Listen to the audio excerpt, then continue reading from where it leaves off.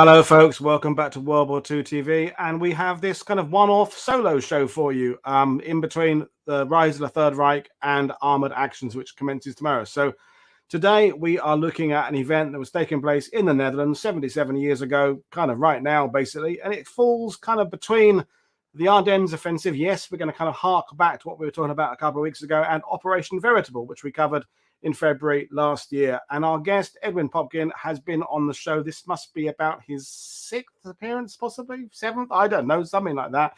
He has been a supporter and a presenter right since the beginning.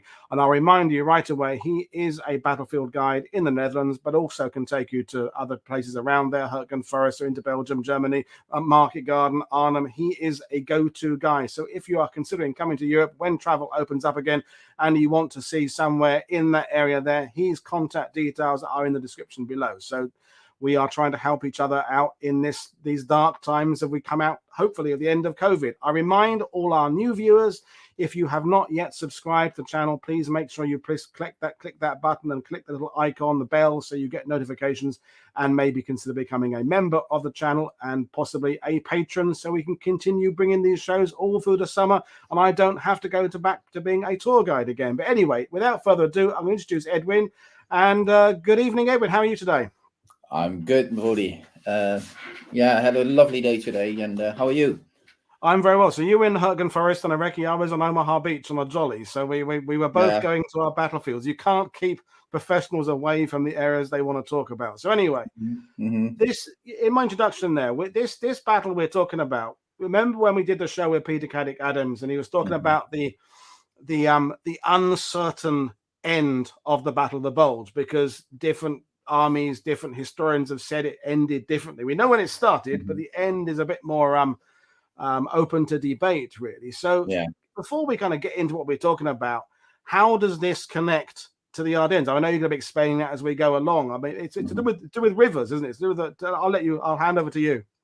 Yeah. It is part of this show and this presentation, because if you want to understand the battle that happened here, and we're talking about the Battle of Kapelsche Veer, and that's the correct pronunciation in Dutch, Kapelsche Veer. So, it's not a very well-known battle. I think many Canadians will know it because of the involvement of the Canadians there. Though it wasn't just an exclusive Canadian operation, but we go into that later.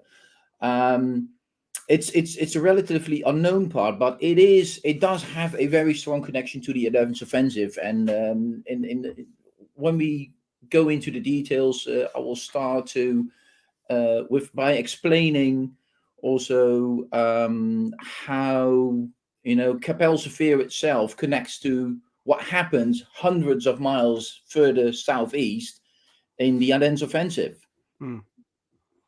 Well, great. And folks, if you have questions, of course, we'll put your comments and questions up on screen as we go along. We may do questions as we go along. We may do them at the end. But basically, I trust Edwin to explain this because he's done this several times before. His Veritable show was fantastic. We've taken us to Wolfhazer with Joe, and we've done several things. So over to you, Edwin. And I know we've got some Canadians, people like Brad from On This Day in Canadian Military History are watching. So if they have comments and consider it and questions, fire away, please, Brad. And everybody else, welcome along, and we're glad to have you this Sunday evening or morning or afternoon, depending on where the hell you are in the world. Yes, indeed. It's good to know that we've got some Canadian viewers, and I was certain that some of those viewers from Canada would log on tonight. So hello to all of you also from me. So what we're going to do tonight, Woody, and as questions and comments are coming in, please share them with me, because even though I set it up a little bit as a presentation, I would appreciate if we could make it a little bit interactive.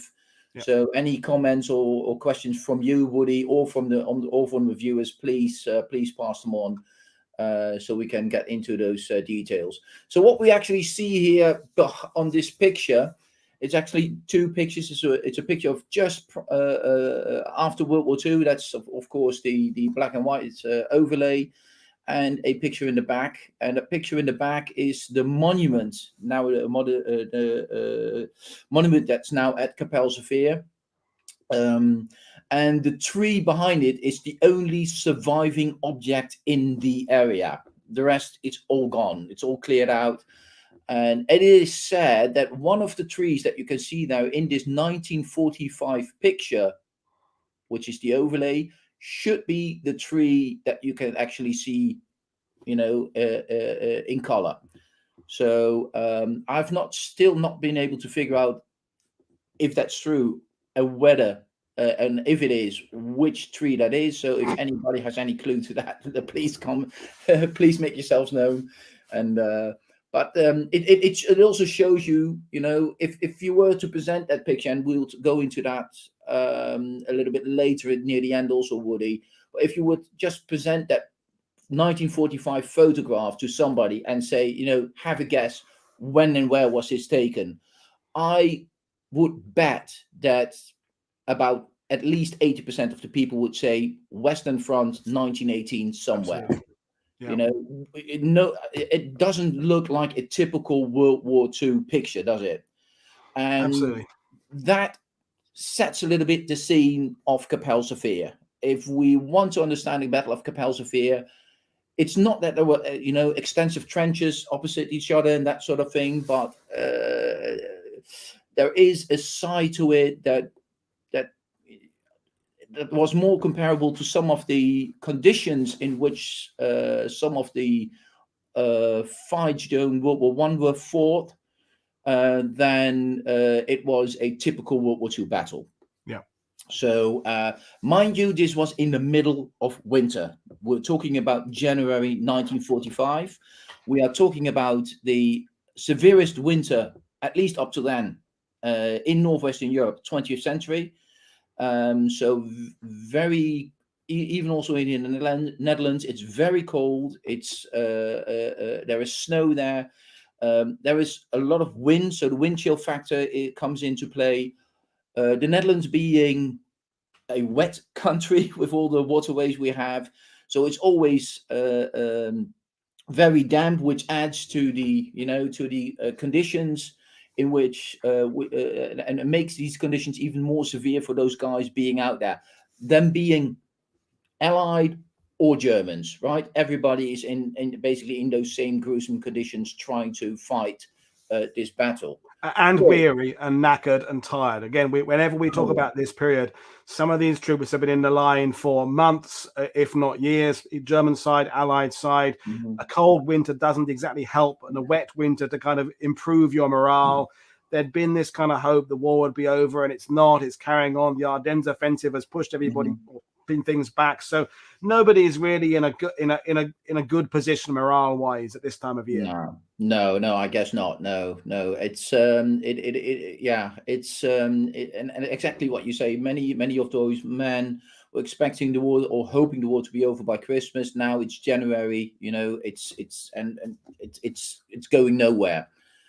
Right. So okay. So basically, let me see how to do this. Like this, very easy. So this is basically some of the subjects I wanted to be talking about tonight. So in the introduction of the show, Woody, we said we were going to focus on Operation Elephant, the Canadian attack on Kapelsche Veer. But before we do that, we're first going to talk a little bit also about the initial attacks, which happened between the 31st of December 1944 and 14th of January 1945. And those were attacks which were respectively carried out by the 1st Polish Armored Division and 47th Royal Marine Commando, both of them well known from Normandy. So they were also in it. So we're going to talk a little bit about that. But we're also going to first kick it off with talking a bit about the context of the Battle of Kapelsche Veer, also how it ties into the Battle of the Ardennes. But also, about the terrain and the German defenses and the defensive capabilities of the terrain there. Because if we want to understand this battle, again, you have to we always have to do that. We know that. But especially at Kapelsche Veer, you have to look at the ground. You have to look at the conditions, the terrain, and what it was like, especially back in 1944. So that's about what we're going to talk about. And at the end, we're going to talk also go a little bit into the details of the cost of the battle, not so much the financial cost of obviously, but the cost in human lives. And the big question also I want to address at the end is the question why, because whenever I talk about Kapelsche Veer or you take guests there, this question always comes up. Why did we fight there? Why did we just leave the Germans alone there? So, and there are some theories about that and some ideas about that. So I'd like to go into that as well. But let's go and talk about context and terrain first, I guess. So this is a picture that maps actually a large part of Belgium and the southern part of the Netherlands, and it's a picture that actually it's the situation of the 20th of December 1944. So when the Battle of the Bulge just started, and you can see some of the red arrows a little bit on the right hand side of that map. And of course, what the Germans intended, you see a blue line going from south to north a little bit on this map, and that's supposed to be the Meuse River. And you see a couple of dotted lines that just animated themselves onto this map, representing basically what the German intent was, very briefly, right? Get across the Meuse River and capture Brussels and ultimately capture Antwerp, the harbor at Antwerp. So normally when we talk about the Battle of the Bulge, we only focus on this on this main story, because this was actually what the Ardennes offensive was about, right? And you know, in your shows in during Ardennes week, that's been covered, you know, in great deal. What not many people realize that the Ardennes offensive was not the only offensive that the Germans planned at that time. The Germans were planning on so-called support attacks or support offensives. And one of those offensives was to be carried out by the 25th Army, German 25th Army, which was situated in the Netherlands. You can see the 25th Army in the top of that picture.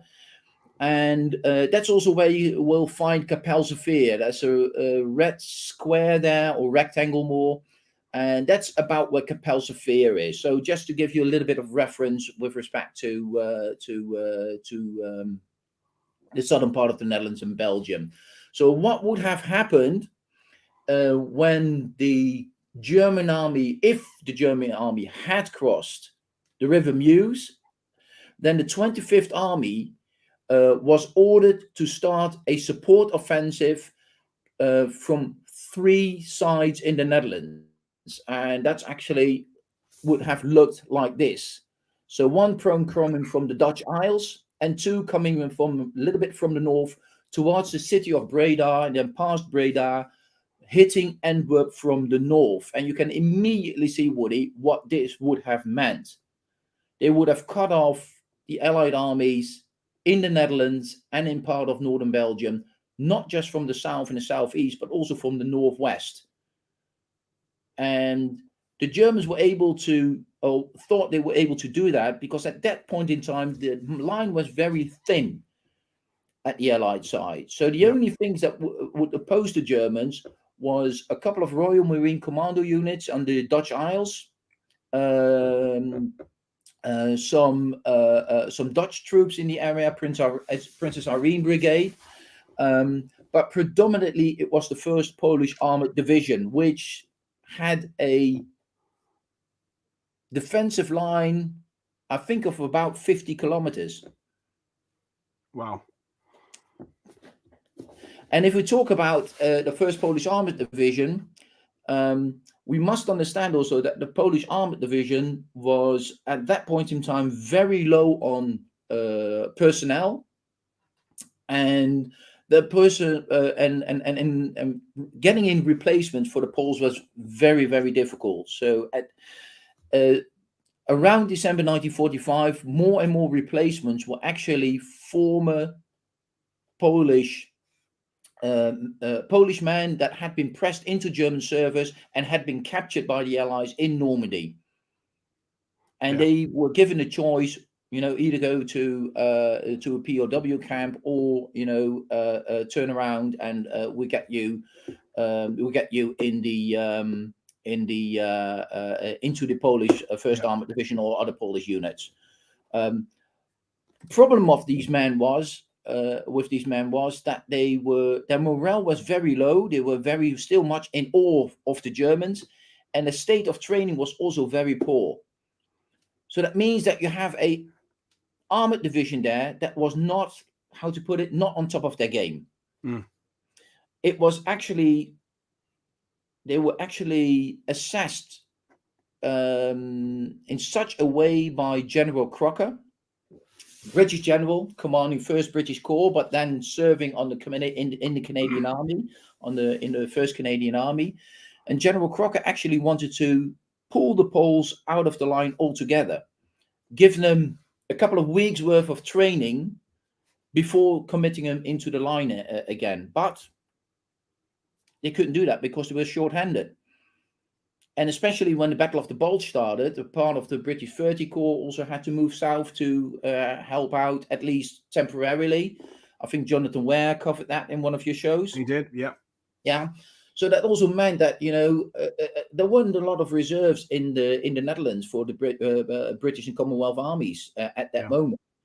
And just to go back to the Polish armor, that the strength that they'd had back in June was of a unity of having a lot of them come from the same place, a lot of weight before they go into combat. When Jenny Grant has come on and talk about the commanding officer and what have you, that some of these guys have been together for years before they've even seen combat together, or at least seen combat within an armored division. So you start bringing in Polish troops from the German forces and integrating them. You've got a whole unity issue and why are we here and the bonds they had before. But that is the nature of any allied division that's been fighting since Normandy. You're losing progressively your best people, the people that the non-coms and officers. So the Polish armored division then was not as good as it had been a few months earlier.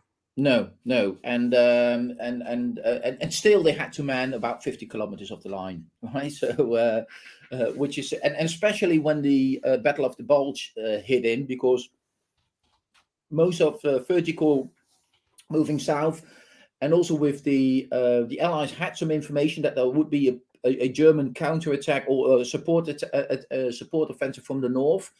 It goes a little bit out of the context of this talk to go into too much detail about that, but that would be excellent for a different talk one day maybe. But what they needed to do is they had to create some reserve, and that would be the 4th Canadian Armored Division. I'm sorry, 4th Canadian Armored Division. So the 4th Canadian Armored Division could not be on the front line at that point in time because they had to be in the rear to counterattack any German attack, in the Kapelsche Veer area or in the Nijmegen area or whatever. So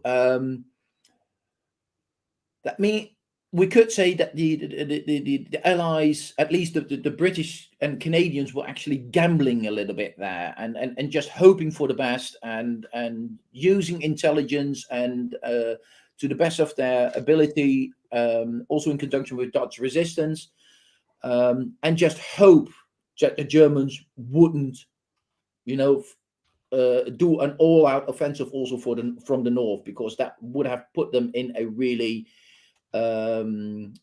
tight spot, at least. However, we do know that the Germans never made it across the Meuse River. So 25th Army in the north never got an order to actually start that offensive. So that is actually an offensive, a support offensive that was planned, and the Allies knew that the Germans were preparing for that. They were massing men and material and ammunition and all sorts of even paratroopers at different airfields there. So the Allies were fully aware that something could happen, but luckily nothing did happen. But it does mean that there's a threat. And that threat at Kapelsche Veer was quite real, because that was the only place where the Germans held a small bridgehead on the south side of the River Maas, or the Meuse, as it's called in French, in the Netherlands. All across the board, they were thrown back across the Meuse River, except for that tiny little speck on the map, which is called Kapelsche Veer. And that, of course, becomes a problem because the Germans could use that as a jump-off point for a spoiling attack, for a supporting attack, for even for patrols or raids, and that just had to go. And that's in fact what well, in a very brief summary, what Kapelsche Veer is. It basically it's all about what kicked it off to start kicked off the entire fighting over there. So what are we talking about? If we zoom in, and this is a Google Maps of a Google satellite picture, as you can see, zooming in on Kapelsche Veer, it's basically a man-made island. So what you would see, you've got the Maas River, the Meuse River, and a little bit lower than that, you've got the Oude Maas, or the Old Maas, the Old Meuse River, as you can see on this slide, and that's actually the original Maas River. However, late 19th century, early 20th century, the Dutch, straightened the Maas River a little bit in this area, which created this man-made island, where Kapelsche Veer is also situated. And that island from east to west is just about 12 kilometers long, and north to south on its broadest point about 1.7 kilometers, so about a mile. So it's not incredibly big, but that's the entire island. If we look at the battle area was even smaller than that. The battle area is actually very confined. So we're talking about an area, and Kapelsche Veer, I'll just use my pointer a little bit. I hope you can see it. This is the Kapelsche Veer, actually the ferry across the Meuse River. This is the German defensive positions. And the battle area itself, where the fighting took place, from west to east, it's about 3.5 kilometers wide and about 650 meters north-south. That's it. That's just it. And if you, for instance, take a MG42 or an MG34 machine gun and place it somewhere here, with an effective range of about 3 kilometers or 3.5 kilometers, you could easily hit anything left or right or to the south. Everything would be well in range, right? So that's and that idea, keep that idea in your head, because that is pivotal to understand the confined space where they're fighting. But it's not just about a confined space. It's also that Kapelsche Veer, by the mere nature of the island, only has three avenues, possible avenues of attack, either along the dike from the west, from the dike from the east, or from a small bridge which the Germans blew up earlier when retreating through the Netherlands, and then via a small road directly towards Kapelsche Veer here.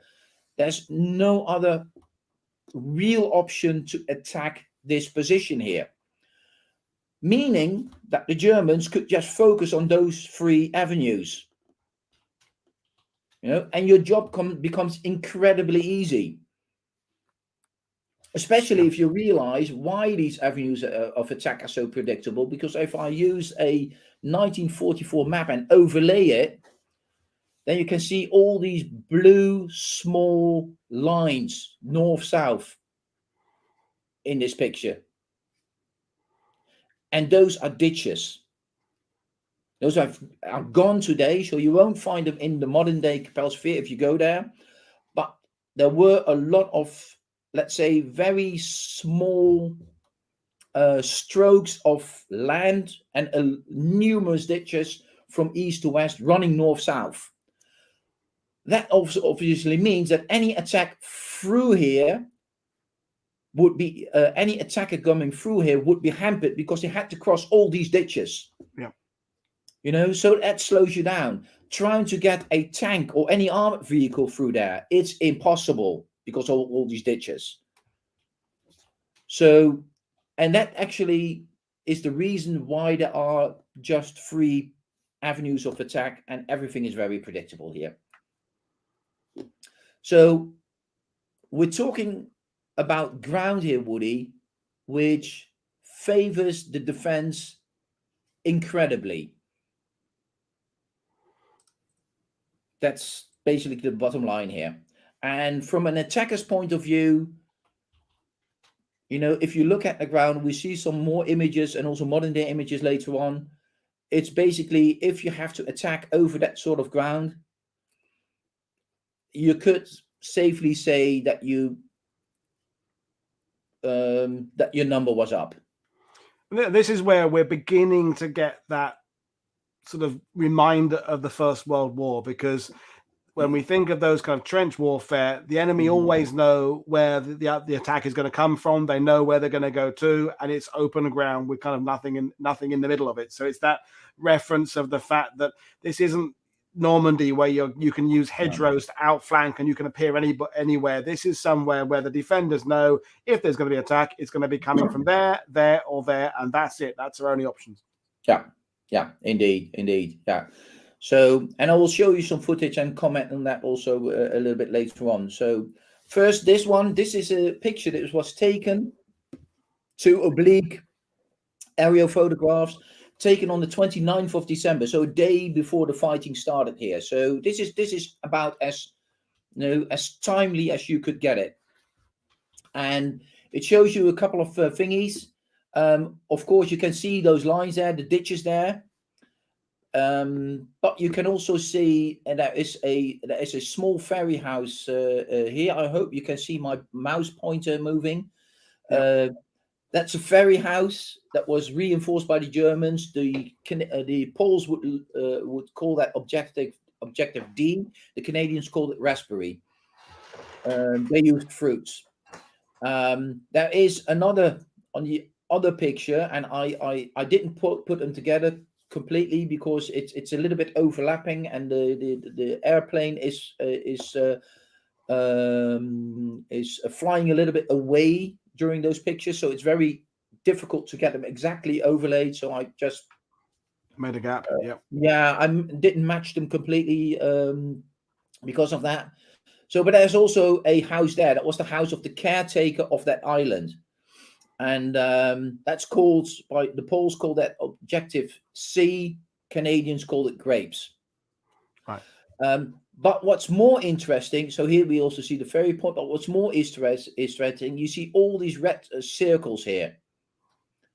And if you would zoom into this picture, each and every, all these red circles, there are German slit trenches, aka foxholes. And also what we can see here, if we are zooming in a little bit more, but we can't do that, we don't do that now here, there is a zigzag line here, and that's a proper trench. So the Germans already on the 29th of December were pretty well dug in, being able to hold anything that's coming from the west, so from this direction, from our left, but also from the east and also from the south. Mind you, you will see that later, this piece of ground is a little bit higher than the rest. Right. Giving the Germans even more advantage. Why the Germans have dug in here, it's actually part of a dike. And what they also did, we should also see that a little bit later on very clearly in one of the images, modern day images, is that the Germans could use that as some sort of a breastwork. Right. So we've just to interrupt you, we've already had a couple of people, Scott Grimwood and others, asking about air power. What is available to the Allies? What is there any support? Why can't they bomb the crap out of this? Just, I mean, I'm sure you're going to be addressing this as we go on, but just an initial introduction to the air power situation. Yeah. Well, yeah, that's a good question. Well, we do have to keep in mind that it's winter. Yeah. You know, so weather conditions are, you know, very poor sometimes, which means that sometimes these airplanes can't take off, or they can't find the targets because of ground fog or low clouds and that sort of thing. So air power, it's very difficult. They did try to bomb the Germans out of there once, or at least once, but that just didn't work. And it also didn't work because the Germans not just dug those slit trenches and trenches, but they also went into the cellars of those houses and even dug underneath the dike into tunnels, small tunnels, and just had their underground, let's say, cover. And to understand that, you have to think World War I trenches again, where the Germans, when they were bombarded, they wouldn't be in the trenches, they would be in the dugouts. So they got the same type of dugouts dug here into the dikes as well. And some of these dugouts have been connected with underground tunnels so that the Germans could go back and forth without, popping the head up and being shot. So we could say that the Germans were quite savvy about this. They were doing things quite intelligently. I think that's a fair thing to say from a German perspective. So the Allies tried to bomb them, but it just didn't work. The Germans wouldn't be budged. So in the end, it would fall on the infantry and only the infantry to just get them out of there.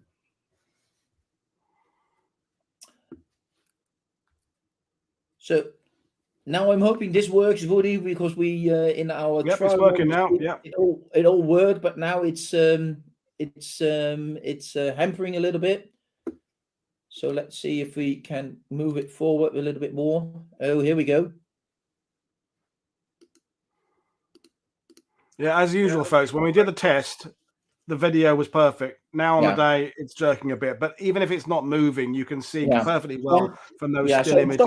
Here for a little bit. We are now almost where that German caretaker house or Grapes was. We're looking east, and you can already. So we're looking into easterly direction, one of the avenues of attack, and we're looking a little bit. We see that road bending off to our right. And that's the attack route coming from the south. But what you can clearly see already is that the ground is completely flat and completely open. And that's also key to understand here. And that's also why I said, if you are a defender, you're dug in, you're pretty snug. You have a couple of machine guns, you can just fire away. If you're an attacker, this is what you have to, this is what you have to traverse. And we'll try to get a little bit further, hopefully. Oh, here we go a little bit. See, it's jerking a little bit, but you can, I hope the viewers get a little bit of an understanding of just how flat it was. And also, if we look at this for a bit, you're German, you're on the little bit of high ground here. The only little bit of high ground here, and it's just open and flat.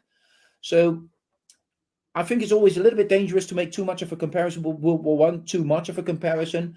But I have been once or twice to the area of Fromelles, and this area in some ways reminds me of that in as much that it is just like Fromelles. It's completely flat.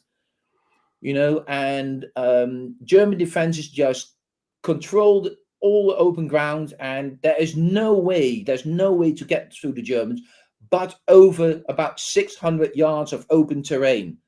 Mind you, I'll repeat that again, 600 yards of open terrain. And that's from the south. If you're coming from the east or the west, you have to traverse at some point, as we will see, about a mile. I think it's fair to say that anyone who has World War I experience and was told to attack over open ground for 600 yards to a mile would say you're bonkers. That will get us killed. It can't be done. And yet, this is what they were up against. And Pat has made the very good point about if the Allies had been bombing it from the air or artillery, in muddy ground like this, the impact of shells is lessened considerably. It's not like bombing a city where you got hard and concrete and stone, where the bomb can hit and detonate and send, and the ground, the rocks it hits or the concrete it hits become projectiles out. This is hitting a mud where if the explosion goes off, all lost in the ground. Very good point to make. Yeah, Yeah, absolutely. Yeah, thank you for that. That's indeed a very good point. Yeah. So, you know, coming back to that same point again, it is just, up to the infantry. Basically, this is an infantry's job, and I think history has shown that as soon as things are, you know, a pure infantry job, things tend to get really ugly. Yep. So, and that's well, spoiler alert, that's about that's about Kapelsche Veer. It's getting really ugly. Okay, um so the first attack comes in on the night of the 30 on the 31st of December. So basically around midnight, just past midnight of the 31st of December. And what the Poles do, they have their armored infantry, and they actually do a two company attack. One has comes from the west, and one comes from the east. Like I said, predictable avenues of attack. Right? But what the Poles also tried is they tried to send one platoon straight through the middle. And in this talk, we want to focus a little bit on the Canadian part of things, but so I won't go into too much details about the Poles, but we do have to mention it in order to understand also why the Canadians did what they did and prepared like they did. So we just have to go through those motions, and of course, also I think we can't talk about Kapelsche Veer, but also without also giving some attention to the other troops that also fought there. But just keeping this a little bit short and sweet. The first attack of the Polish Armored Division comes in a two-company attack, and it doesn't really get near. I think the eastern attack gets nearest. They get to about 50 yards from the German positions on the eastern side of that German defensive position. So that would be, let's see if we can. That would be in this area.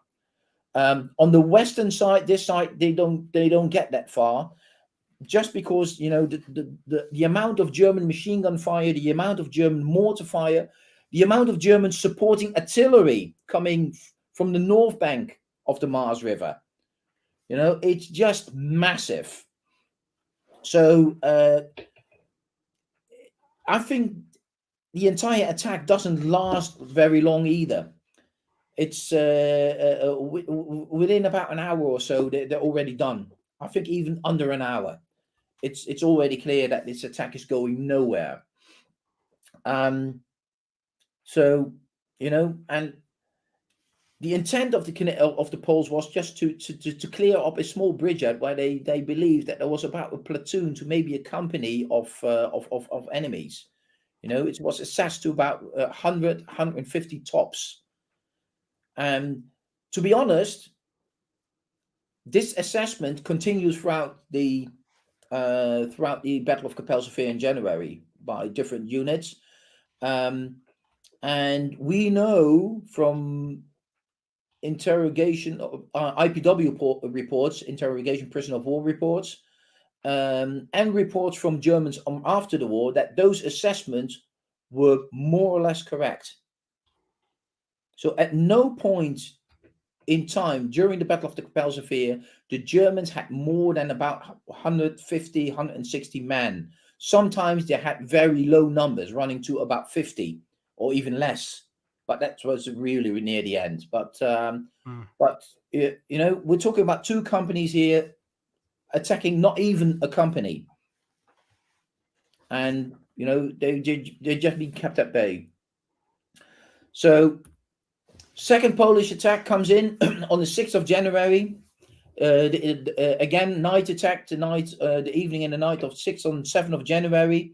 That again fails. The Poles again try also go to the middle, and again it completely fails. So the Poles they stop the attack, regroup.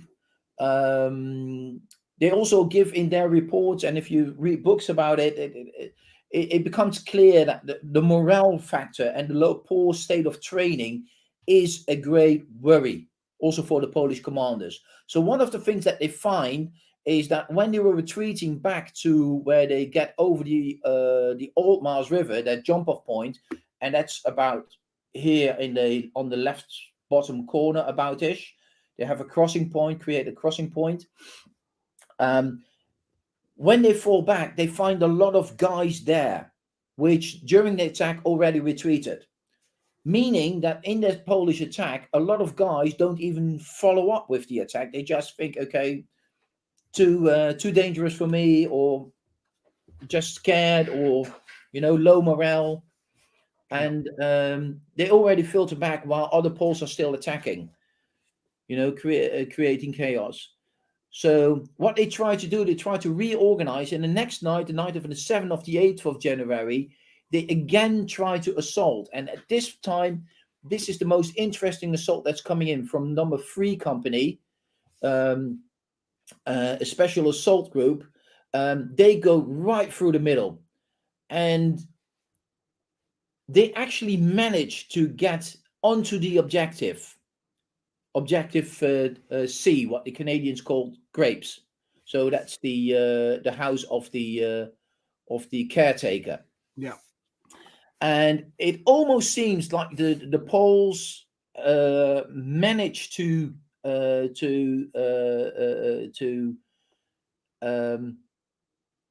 bring that attack home, but Germans, well known for their counterattack, effectively start mortaring and shelling the Poles in that area, and then start counterattacking them.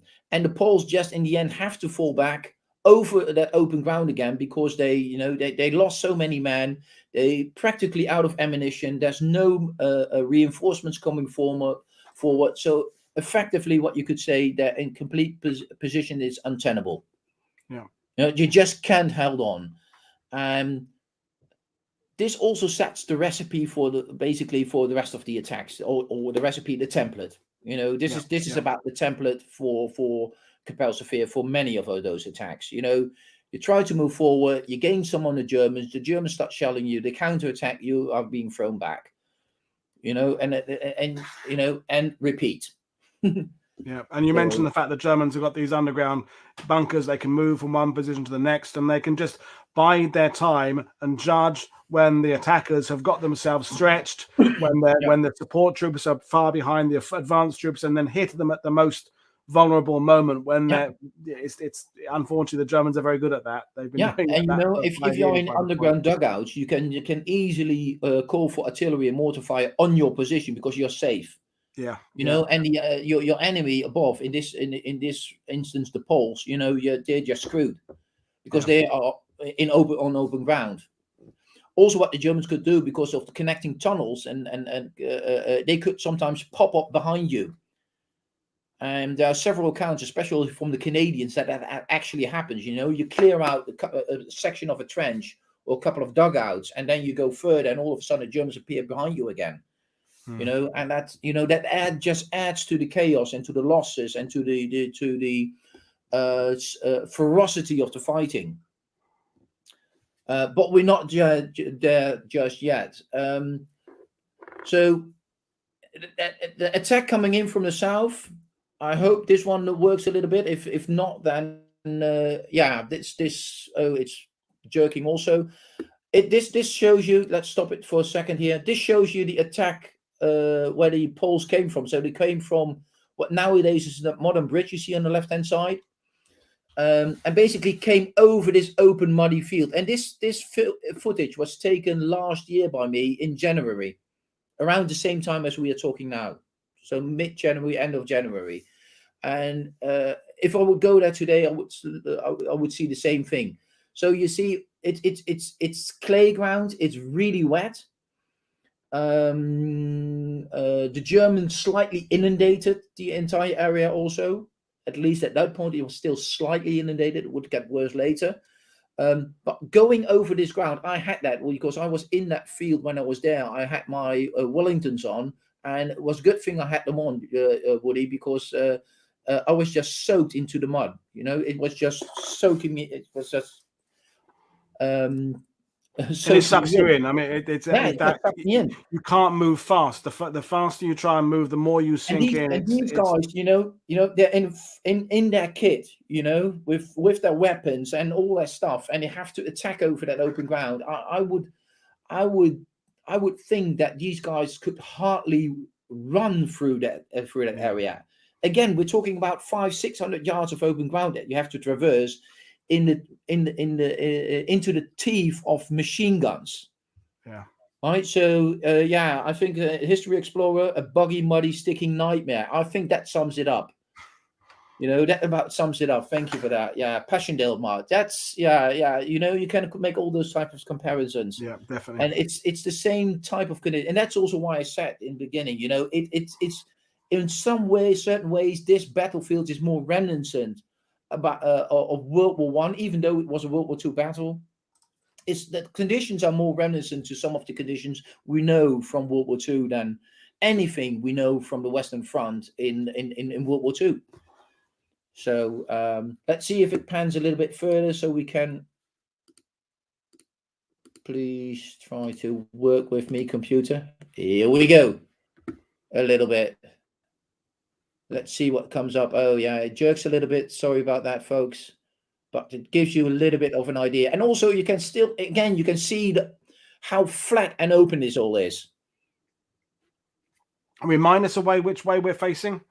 We're now facing southwest a little bit. Yeah. We're where the camera is, where the Germans are, essentially. Yeah, it's just a view from the German direction into the south. So this is the the southern dike of that island, right? So behind that is the Old Maas, the Old Meuse River. So yeah, again, you can see what's coming. Half a mile away, and sometimes literally from a mile away. Pardon. Yeah, definitely. Right. So pretty much after that second attack, the Poles have been are spent. They can't do any more. They're short of men. Morale is low. They lose quite a few men in those attacks. So and the Poles are just not able to do it by themselves. So the decision is made to temporarily attach 47 Royal Marine Commando to the Polish armored division. So Polish armored division is still in control of the area, and the Royal Marines, 47 Royal Marine Commando, which is a battalion-sized unit, but a Royal Marine battalion, right? So not 850, but about 450 men. So very quite small units. So they are attached, and 47 Royal Marine Commando also had a shortage of men because just weeks before they landed during the Battle of the Scheldt at Flushing on Walcheren Island, and also had their share of casualties there. And in order to make up for these casualties in this attack, number 5 troop from 10 Inter-Allied Commando, a Norwegian troop, was attached to Q troop of 47 Royal Marine Commando, just to make up for the numbers.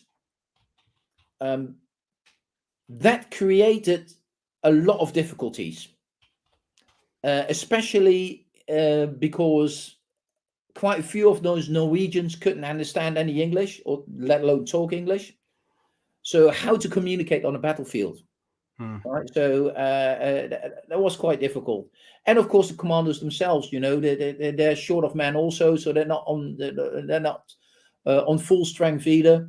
But yeah, they are commandos. They are specially trained for special assaults and such, and they also have a go at it on the night of the 13th and 14th of January 1945, with 4 troops coming from the west, and Q troop supported by number 5 troop Norwegian from the east. Again, the Germans know where they must come from, because again, the predictable lines of attack. You just know where the attack is coming from. From this point onwards, actually, nobody tries the the gamble that the Poles took in the beginning by sending some troops right through the middle there over those ditches, because it just wasn't working. The attack on the eastern side is actually quite successful, also in as much that they also managed to gain this eastern part of the gain the eastern part of the German defensive position. So around that caretaker house, Grapes. Though it was still called Objective D at that point in time, because it's actually a Polish operation still.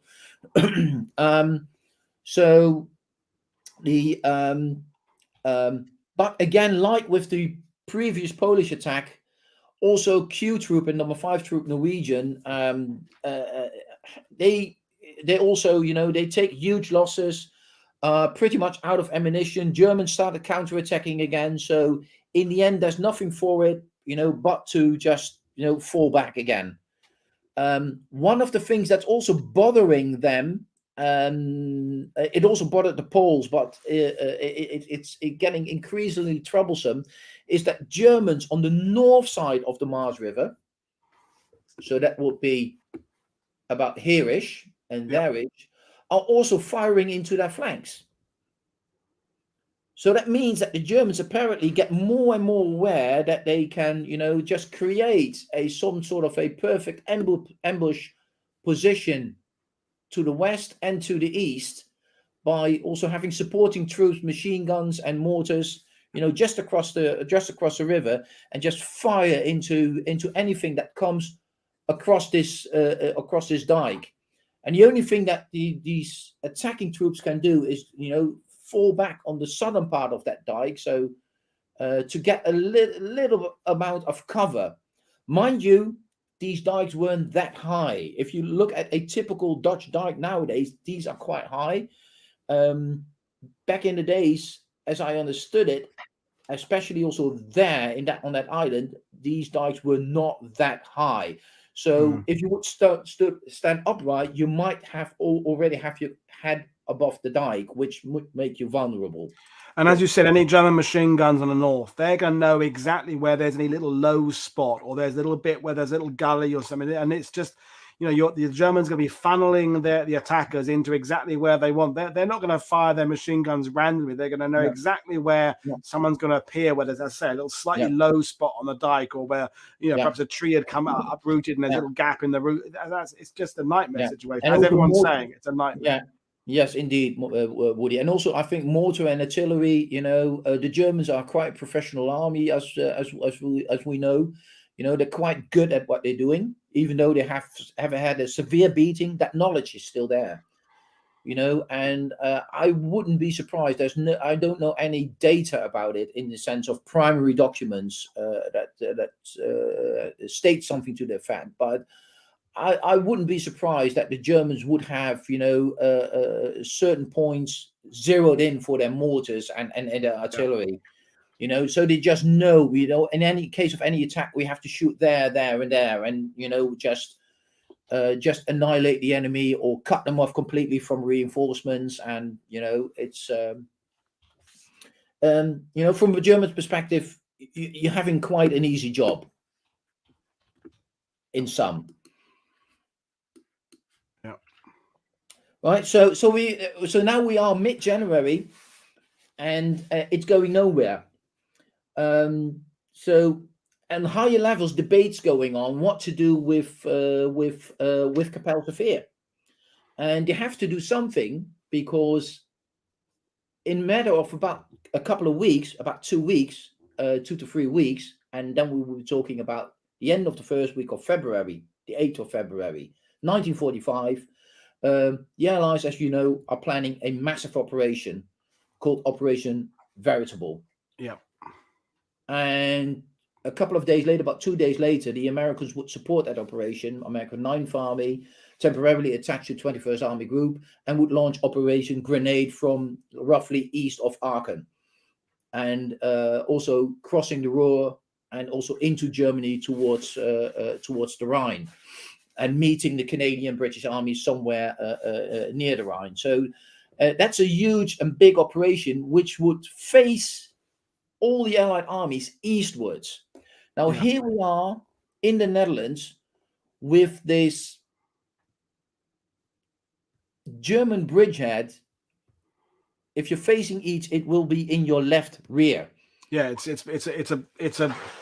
behind you. It's on your flank, and that's it's annoyance that's behind you. Yeah, and it's just not just an annoyance, because we are just a couple of weeks away from the threat of that German support operation, which the Allies were expecting because they had intelligence that said so, and even Dutch underground supports reports also that supported that. So they had multiple intelligence that the Germans were planning a support operation. So just, you must ask yourself, how sure are you attacking east that the Germans in that rear are not pulling some sort of a spoiling attack or anything else, right? So Kapelsche Veer becomes a liability. Again, yes, it's a threat to your supply lines. Yeah, it is, you know. And if the Ardennes, in my view, if the Ardennes have proven anything, then it is that you can't get complacent with the Germans. The moment you think they are beaten, the moment you think, oh, we have them cornered, you know, we don't, they won't do anything anymore. We don't need to worry about a German attack anymore. You know, they'll hit you. Yeah, definitely. Right. So what's not to say that, you know, days, weeks after the start of the Dens offensive, and mind you, just 2 weeks after the start of Operation Nordwind in the Alsace, that the Germans are not going to pull something on you here. You just don't know. Yeah. So the only thing that you can do, in my opinion, is to get rid of that bridgehead, because that would leave the Germans across the Maas River, and you at least have that, you know, that big river as some sort of a moat between you and the Germans. I just want to remind people, it is crazy now, though, as well as you've explained that we're reminding ourselves it is at most 150 Germans in this strong point. You know, we're talking about armies moving to the east later on in Veritable, and yet there's this thorn, there's the little kind of pinprick of a German position of just 150 guys that is proving such an inconvenience, such an annoyance isn't the word. I mean, it's not like it's 2 divisions of armor. We're talking 150 guys. It's crazy. Yeah. So enter 4th Canadian Armored Division. Yeah. And I selected this quote because I think this is just a great quote I found in the war diaries of Gibran, so the operations war diary. And it's a quote from what they wrote, the diarist wrote on the 14th of January. So this is the day that, after the night that 47th Royal Marine Commando fought there. Floundered, yeah. Right. So the next day, the Canadians already got the assignment. Okay, Poles can't do it. 47th Royal Marine Commando failed. We need to make this a bigger operation. Right. Like you said, Woody, 150 Germans. And the Allies are thinking, we need to make this a bigger operation because we can't hack it. So, but I really like this quote because it does tell you that the 4th Armored Division was quite aware that, you know, this was not a good assignment. You know, this was not the one you would be volunteering for. This was not one you want to have. But, you know, nonetheless, you have it, right? So, it's just a yeah, I think it sums up the feeling of that moment, and how they assessed what was going on at Kapelsche Veer. Right. So the Canadians go about these things.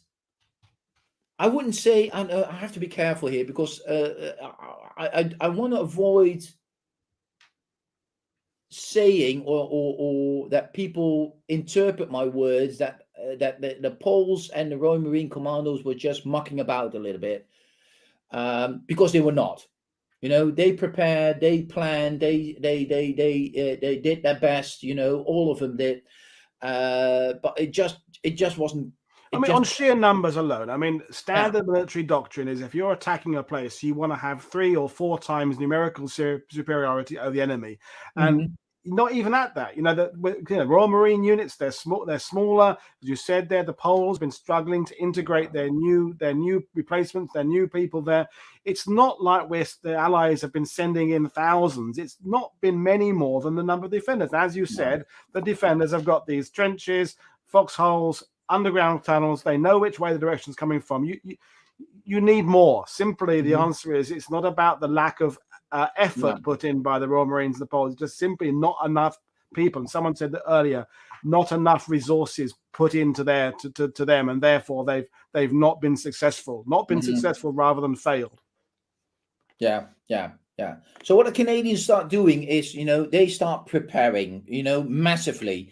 And if you go through the war diaries of the units involved there, it just oozes with the amount of planning, and it's just incredible. They didn't leave, I think, anything to chance, at least in as much that they could prepare for something, they would. Right. So just going basically first of all through the plan, because you need a different scheme, you need a different plan, right? The east-west thingy just didn't work. But what to do, because there's just 2 to 3 avenues of attack. So how much variation can you put into a plan? Well, the Canadians come up actually with an idea to have a assault boat force of canoes, Canadian canoes, which are brought over from Canada just especially for this operation, and train part of their attacking force to the use of those canoes, and they would go onto the Mars River on the south side, and canoe their way forward, and basically gain a small bridgehead left and right of the ferry point. Yeah. The idea behind is that you want to prevent the Germans from that they keep reinforcing that bridgehead, because what has become apparent during the Polish and the Royal Marine Commando attack is that the Germans during the fight keep ferrying people across in order to reinforce and make up for their losses. So what you want to do is to prevent that. And the way to go about is, according to the Canadians, is that assault boat force. Now, the second thing that we will do, and you can't see this on this map, but just a little bit further to the east, at the far eastern side of that island, they start to repair some bridges and do a lot of other engineering work, part of which is being done to make the Germans believe that the next attack won't come at Kapelsche Veer, but it will be a river crossing further east. Yeah. So, and that also would mean that one of the companies is coming from that area. That will be C Company of the Lincoln and Welland Regiment. These are all Lincoln and Wellands here. Well, the A Company, is coming in a little bit further to the west and attacks forward, gains a jump-off point really near, and then C Company would go through, whilst B Company would come in from the east. So this is the rough basic plan, right? Everything else has been planned around this. Yeah.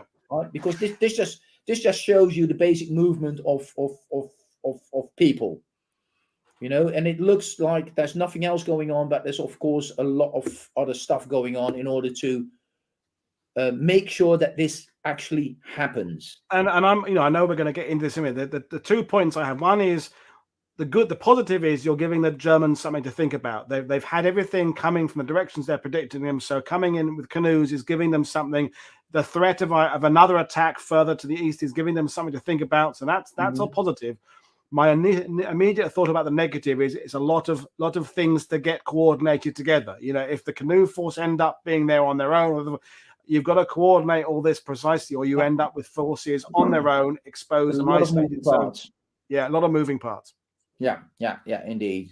Okay, but I'll hand back to you. Yeah. So, but this being the basic plan, right? So, and this is one of the things I found in one of the war diaries. It's just the amount of information that they have, and I realize that from a screen this is quite difficult to read, but they this for instance here says, okay, No obstacles to carriers. It's just this tiny bit here of the dike. There are 45 mines in this area, so if we cross here with one of the companies, be careful. There are 45 mines in here. There are German positions here, there, and also about here. There's an approach ramp built here that we can use. So what they do, if you read the war diaries, they go. One of the things that they are doing is that they are talking to both the Poles and the Royal Marine Commandos, and getting all the information and all the intelligence that they can get, and also the experiences of those former forces. How did you go about things? What went well? What went wrong? What we have to take care of. Specific points you have to address. All sorts of things above, and that's on top of their own reconnaissance in the area. All right, so this is just a small piece of information that you can find in those war diaries that gives you a little bit of an idea of the planning that comes into this operation, right? And sometimes this planning is in minute detail, because if you look at this, for instance, this is a map of that of the Kapelsche Veer area, right? So it shows you some of the trenches that they have, building bunkers, tunnels that are there,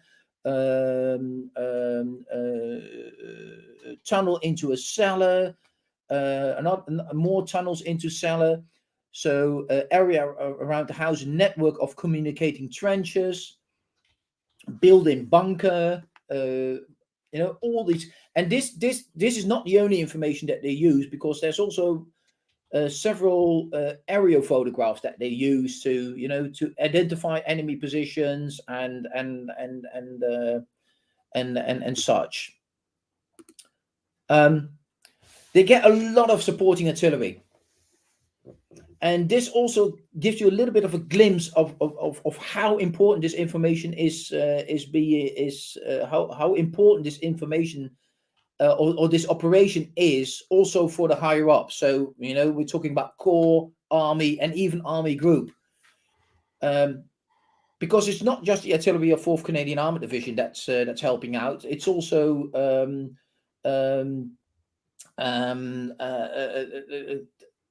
where do we have it? Heavy mortar platoon of the 1st Polish Armored Division. Right. It's artillery of the Poles. It's even the 4 Agra. So Army Group Royal Artillery. So those are 21st Army Group assets, right, that are attached to this operation. I think this is quite relevant, because at the same time that they are planning this operation and trying to execute this operation, they also start preparing for Operation Veritable. So what you ideally would do is to not use 4 Agra for any other operation, because they have to prepare for Veritable, right? Yet somebody, probably a 21st Army Group, because that's the only level that could say 4 Agra goes here or there.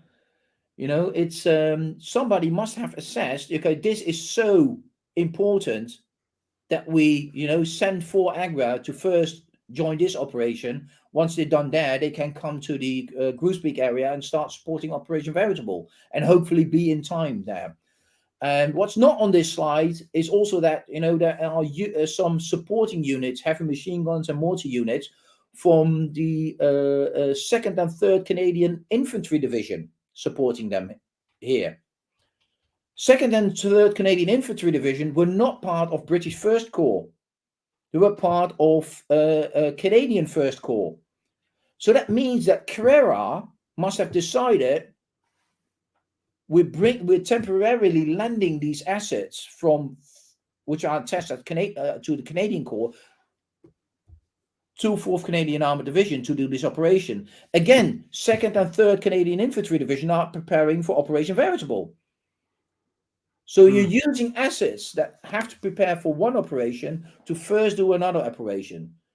You can't do that if it's considered a local or non-important attack, as I know some historians sometimes have claimed. I just don't believe it. I think the Battle at Kapelsche Veer had some weight even on army or maybe even army group level.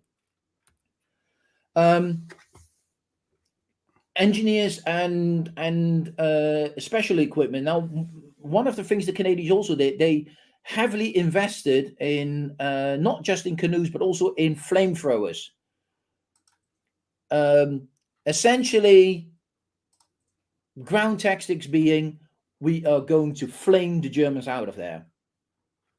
Meaning we're getting up and close with them and just, burn them out. That means that they have to have those flamethrower carriers they call wasps. Got 14 of those. And infantry carrying flamethrowers called live boys. 61. It's just the attacking unit, right? There's 61 of those flamethrowers. And all the assorted stuff.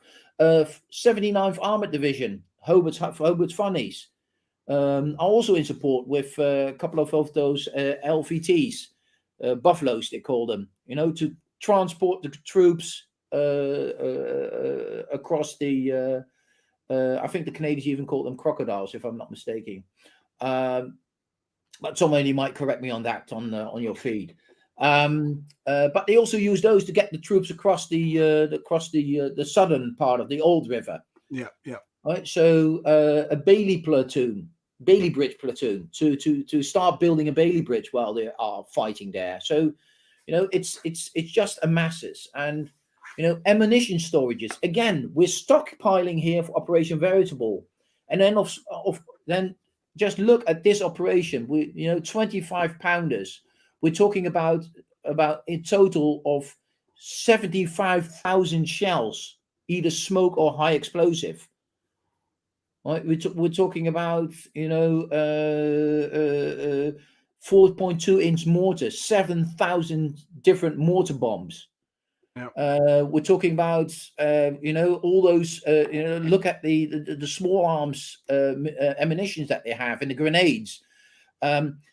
I read somewhere that a officer at 1st Army Corps who had been in the desert said that 4th Canadian Armored Division requested and received more ammunition for their medium machine guns than bullets for the medium machine guns than bullets spent at the first day of El Alamein. Wow. By medium machine guns. I don't know if it is a true statement, if that man was correct. I do know that he made that statement, but I think it just puts things in perspective for us. This is not regarded as some backwater operation. This is a major offensive while preparing for Operation Veritable to go in days after that this operation ends. Yeah, and it's reminding ourselves as well that the because Veritable is going to be starting in a few days. This is get this done, get it done once, and make sure we can reinforce it as well. There's no the time for messing about, and I'm not saying the Royal Marine Commanders and the Poles are messing about, but any more delays cannot be considered now. It has to be solved and sorted once and for all. Yeah, and there is a snatch for the Canadians, because even though in the initial stages of Operation Veritable, 4th Canadian Armored Division was not involved, there were some plans already that at some point 4th Canadian Armored Division would be pulled off the line, transferred from 1st Canadian or 1st British Corps to the Canadian 1st Army Corps, and then join the advance into Germany. Meaning also that 4th Canadian Armored Division was not in a position to lose too many people and too much equipment. But yet, they say to the Canadians, okay, go do this. It's almost sound like, they have to do it. It's a gamble, but they have to do it. Yeah. You know, you find this type of material, detailed target maps for artillery and mortars. So we've got all these objectives, and if you would overlay this on the map, you will just see this is the northern side of the Kapelsche Veer, with this area being the area where the Germans are entrenched. You know, this you've got different lines where they can call in barrages over the radio. We've got traces that show the smoke screens that they were going to put up in order to cover all the movement forward.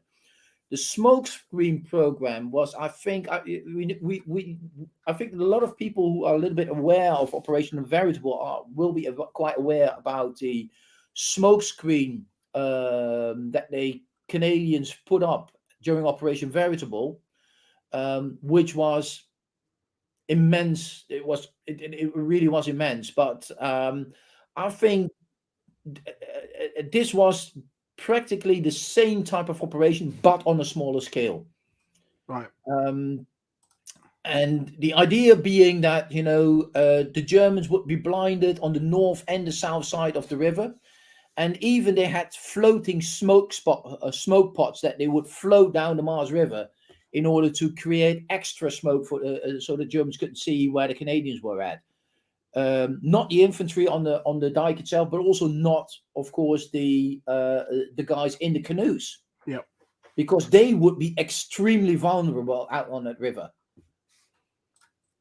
So, you know, current and moonlight charge. You know, they leave nothing to chance.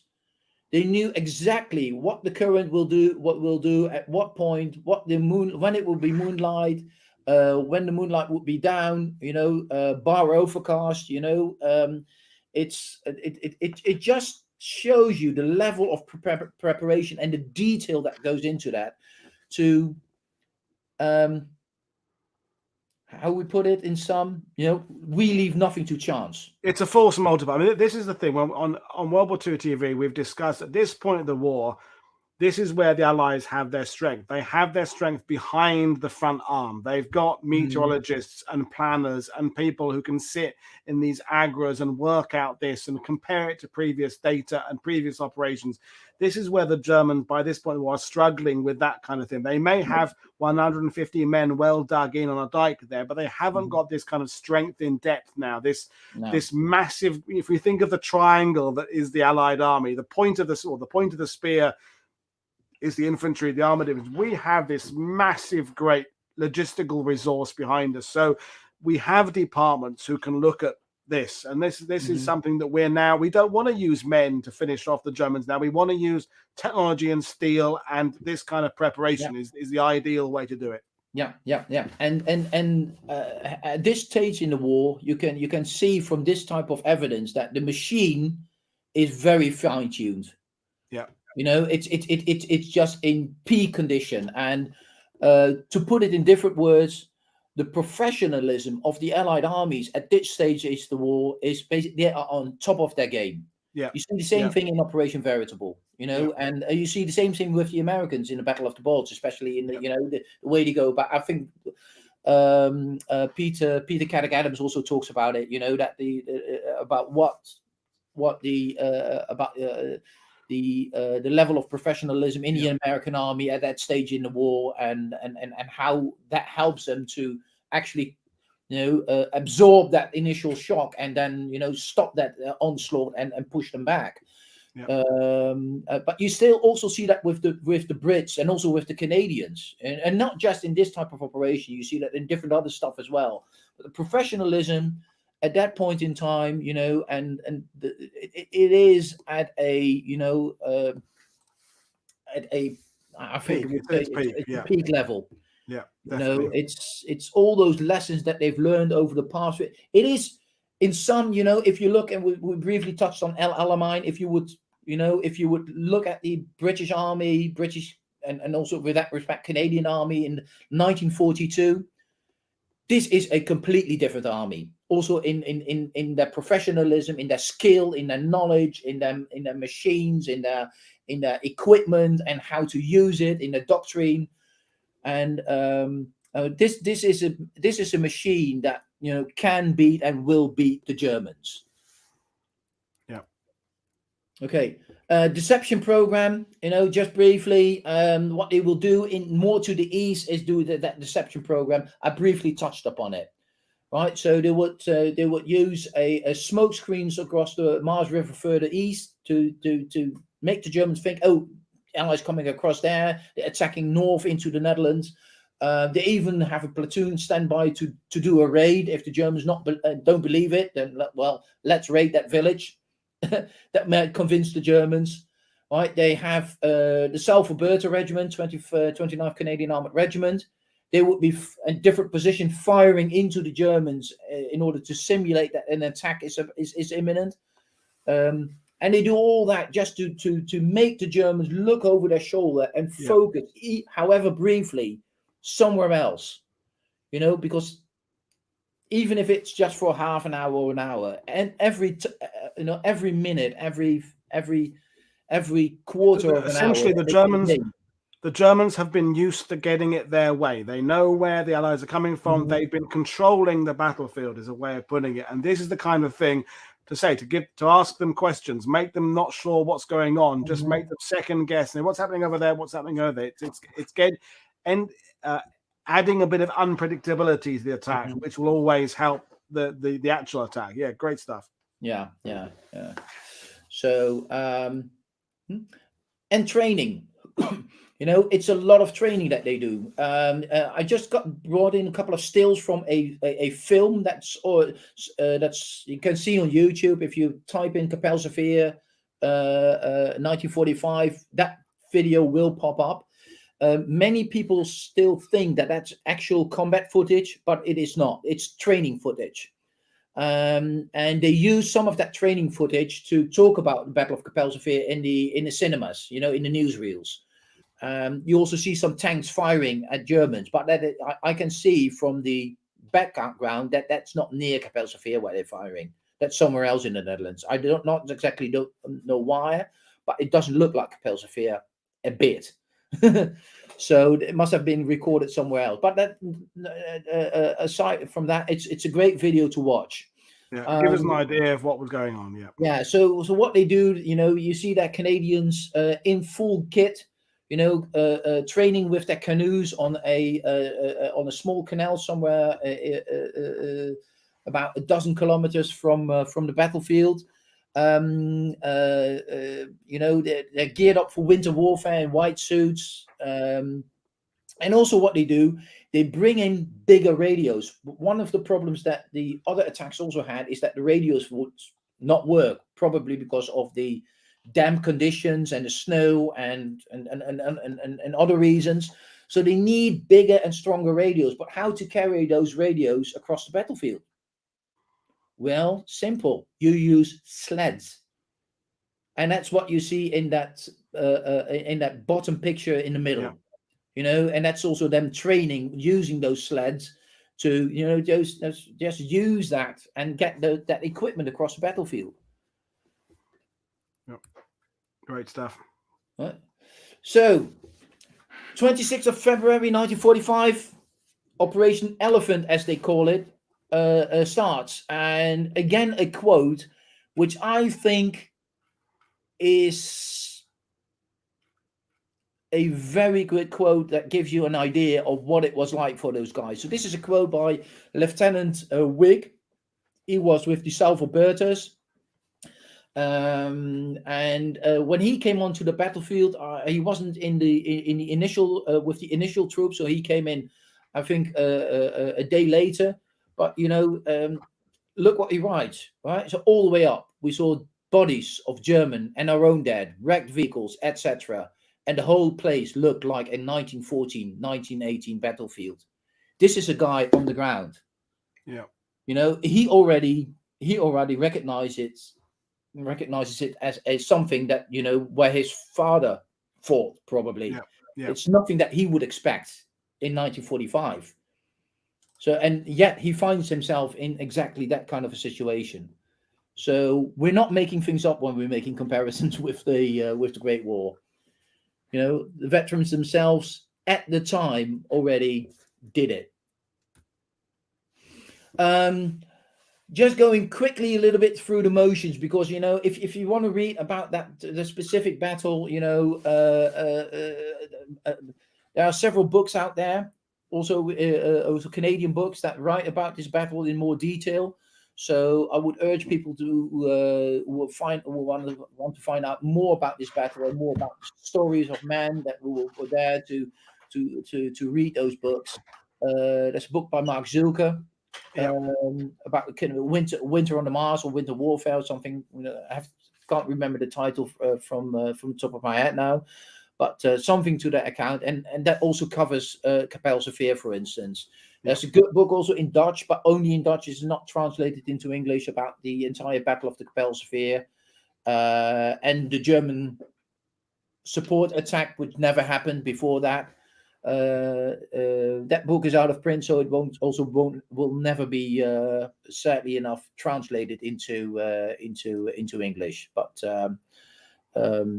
Victory Campaign, yes, thank you. That's also one that covers this. Yeah, absolutely. Brilliant. So initially, it's the Lincoln and Wellens that go in. Just basically one battalion and 3 companies. A and C company come in from the east, and B company comes in from the west. D company is actually in the beginning is in reserve. Now, what I'll do in the next couple of slides, I'll have the per day of this attack. We'll be covering the main movements in that area of the attacking units, and there will be some red arrows depicting the Germans, of course. And I will have then a end of day situation that will show us where the Allies were, where the Canadians were at the end of that day. All right. So the first, the 26th of January, the attack goes in. Smoke screens are thrown up. Smoke screens are actually so thick that the forward companies like B company and A company quite quickly asked to stop throwing smoke because they are choking. Wow. And they can't, they are hampered in their own operations by that smoke, which eventually also leads to different, to the situation that the smoke starts disappearing, and the Canadians become visible for German defenders. Right? Specifically, also, what also happens is that the canoe attack obviously goes in. What happened with the canoes is that because of ice float on the Raz River, the boats cannot are basically pushed towards the middle of the river and basically to the north of the river, where also the smoke screen is a little less thick, right, and less effective, which means that the Germans on the north bank of the Mars River are starting to see the Canadians' canoe past them. And that, of course, leads to enfilading fire. Several boats are scuttled. Several Canadians, they get into the water. Some of them get out. Some of them don't get out. But most of the but a small group of those Canadians, I think about 15 to 20 of them, off the top of my head quickly, managed to get to about 500 yards, 400 yards from their objectives. That's how close they can get at most. There they have to get onto the island again, and try to get embroiled with the Germans. But from that point, they are troubled because many, if not all, of their weapons are frozen because they became wet in the canoes. It's sub-zero temperatures, and many of these weapons just malfunction, so leaving Canadians with hardly anything to fight with. A company gets forward pretty far, but are thrown back, as you can see here a little bit, about a couple of 100 meters by German counterattack. When they are being thrown back, also the canoe party also managed to join them. At least some of them do. Not many of the canoe party, as I understand it, came out. C Company tries to push through them, but they're not getting anywhere anymore. In the meantime, on the western flank, B Company also, they get to a point they call Peach. That's the point where they begin their, what they call the end run. So that's about a mile of ground they need to cover towards their objective Raspberry, the ferry house. But when they're about halfway and the fog lifts, the smoke lifts, sorry, I should say, they get heavily embroiled with Germans. Germans start shelling them, mortaring them, machine gunning them. Canadians try to dig in, but the ground is frozen, so they can hardly dig in. And in the end, the Germans start counterattacking them. And the guys from B Company that are still capable can do nothing else than just withdraw. End of day situation is basically also that D Company has moved forward, and D Company is moved forward into this area, as you can see, and that's done because the Germans also pull a trick on them. The Germans send out a strong patrol coming south through that what is now completely inundated country. It's completely underwater, even worse than with the Poles. But the Germans managed to get a patrol onto the south side here, and that patrol moves up into this area and starts sniping towards B Company. And the Canadians fear that B Company might be completely cut off. So what they need to do is bring D Company in to guard that flank, effectively getting all the Lincoln and Wellens in. Now, B Company has been a very heavy hit, but A and C Company actually are worse hit, to that extent that A and C Company have to be withdrawn. They have to be replaced, first of all, by a anti-tank platoon, and the anti-tank platoon later that evening is also replaced with a company from the Argyll and Sutherland Highlanders of Canada. And A and C Company are basically, at that point in time, combined. That's the only way that they can keep the men in their field, because they have lost so many men that A Company and C Company on their own are not effective anymore. Damn. And that's just, a couple of hours fighting, and then it's done. Yeah. So this is basically what you will see at the end of the day. So that will be around midnight on the 26th. So what we can see here is that A and C Company have been moved all the way around and brought up again. And B Company, that was in the north here, having also suffered severely, have been withdrawn completely.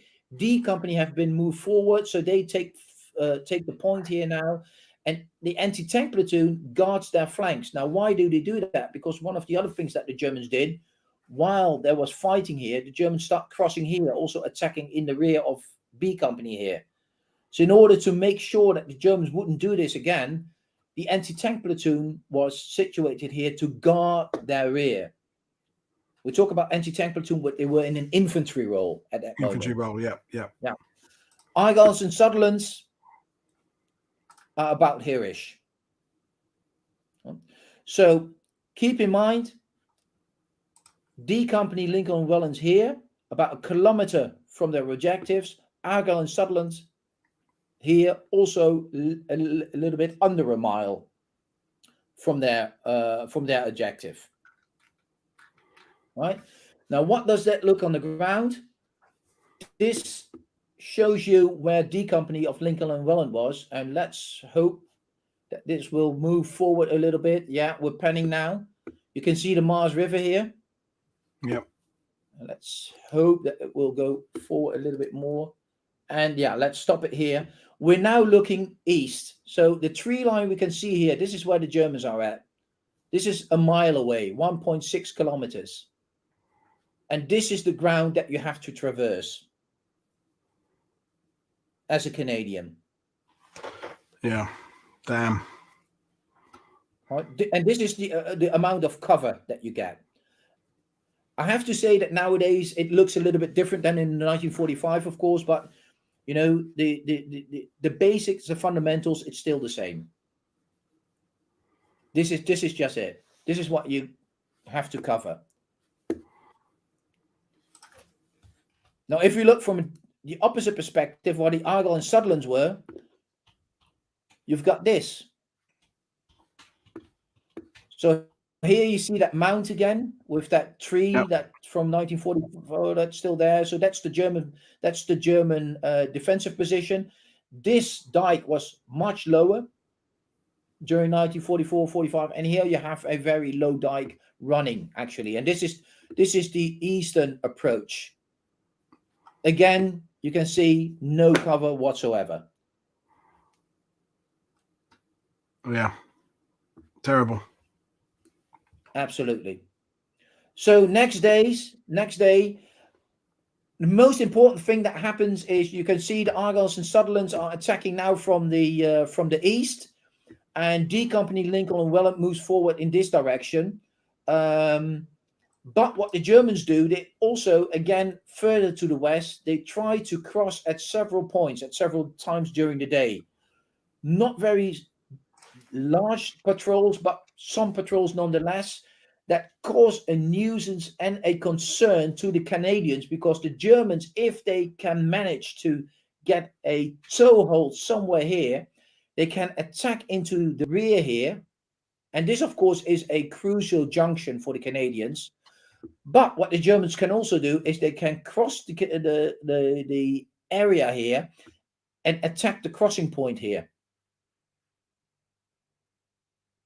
And that crossing point, they are building a Bailey Bridge and a pontoon bridge actually here. They are building to get tanks and carriers across in order to support the infantry. So they need to guard this area.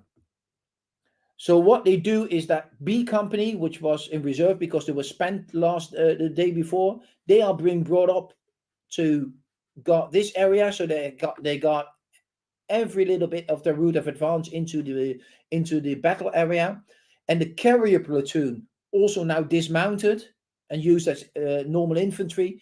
They go forward and they take over from the anti-tank platoon and will extend in this direction and this direction, and especially into this direction, easterly direction, because D Company Lincoln and Welland is also moving east, and they want to keep a continuous line in order to prevent the Germans from infiltrating behind them. Yeah.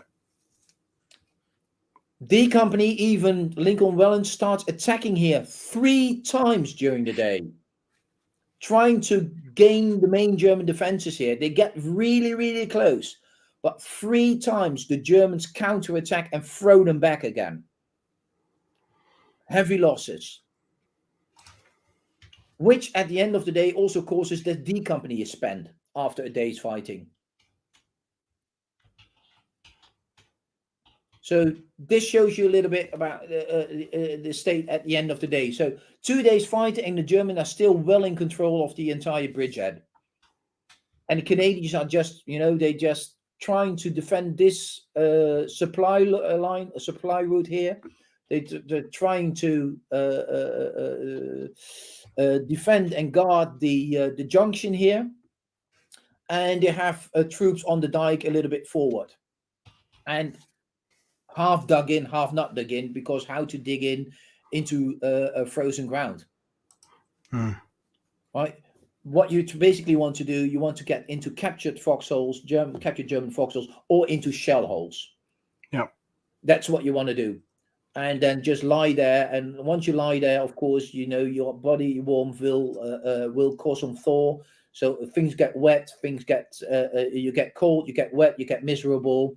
If you're not being shot by the Germans or killed by the Germans, you will get, respiratory diseases. You will catch trench foot or something like that, pneumonia, all these kind of things come into play. Continuous shelling, mortaring, sniping, German counterattacks. So quite a few of those guys, even if they're not wounded, they suffer from what we now call PTSD, shell shock back in the day. Right, so I think even if we wanted to, it's very hard for us to really, really, truly understand just how much of a horror this was for these guys. Yeah, definitely. 28th of the January 1945, the attacks and the counterattacks still continue, and what you can see is that even the Germans try to get a patrol across again in order to try to hit them in the flanks here.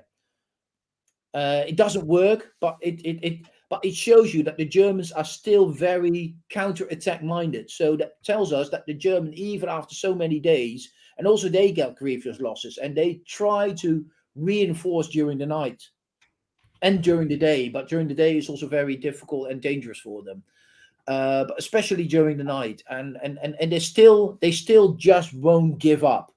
They just hang on there. D Company, A Company, Argos and Sutherland, they Argos also suffer grievous losses. Effectively, what you can say that every company that's been, put in the forward positions within the day they spend. It's just one big meat grinder.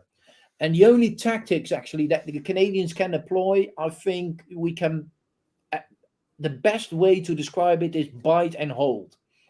The old World War One, what they also try to do at Messines, for instance, bite, hold, exit, and that that gets you into a meat grinder immediately, right? It's just a battle of wills and just a battle of who can take the most losses.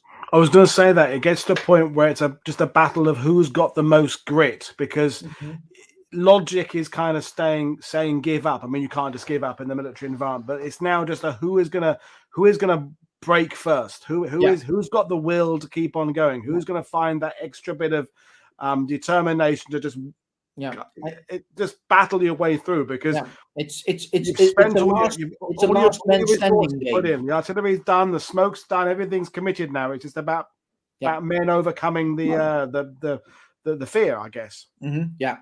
What the Canadians also do is they try to get these carriers forward. They try to get tanks forward. Some of these carriers can't navigate the steep dikes, so others get stuck in the mud. So hardly any of these wasps actually get forward. Tanks, we could talk about Sherman tanks or Canadian Ram tanks.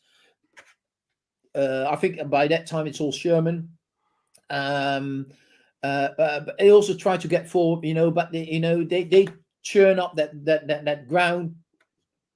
It becomes a quagmire. They run aground, they get stuck in the mud, you have to dig them out again. The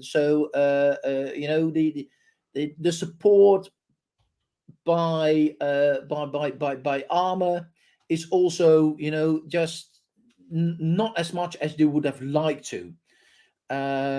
Still, they're trying. They're trying to get engineers forward to improve the dirt roads, because it's just dirt roads over there. It's all mud and all Shermans. Thank you. They're trying to reinforce those roads and dig these tanks out, just trying to move them forward again.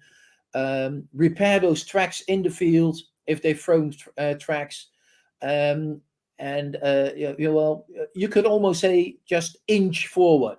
Yeah, I think that would be a little bit of an exaggeration, but I think that would be to get a mental picture of what's happening. It's just that. So you're not just battling the Germans, you're not just battling the weather, you're also battling the ground condition and what that does to your equipment.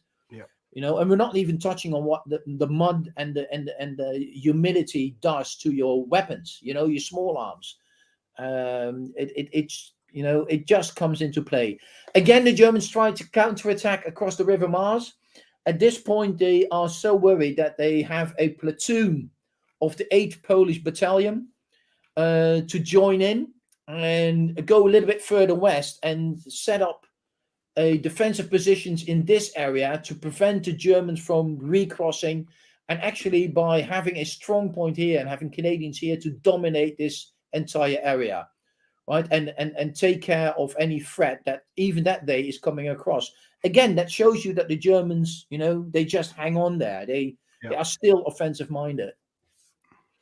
So end of the day, we see we actually see that they've not moved at all at the end of the day.